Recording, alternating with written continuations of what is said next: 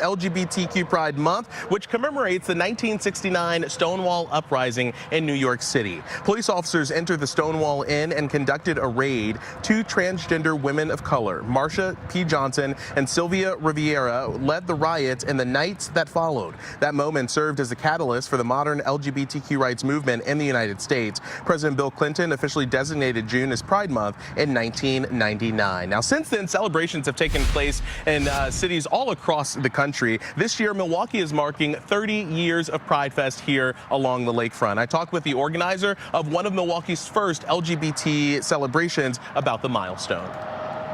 They say the first Pride was a riot. The 1969 Stonewall Uprising in New York City led to the modern fight for LGBTQ rights and the celebration of Pride Month. 20 years later, the first organized Pride celebration in Milwaukee happened June 17, 1989.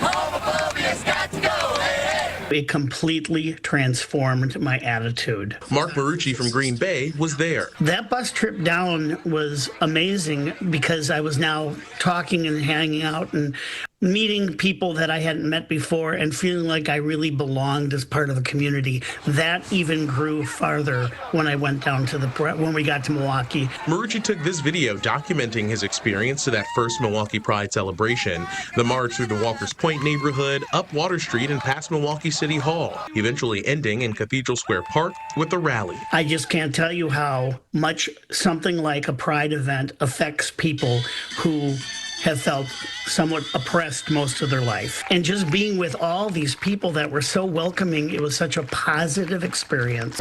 Everything is pretty good by Thursday. Scott Gunkel was one of the organizers. The show, yeah, we're here too. You know, we're here, we're queer, we're here all year. Were you ever afraid to be that bold? Some people in the community attacked us because they didn't want to come out. They were afraid that we're pulling them out too fast and the community is going to reject us, and they were wrong.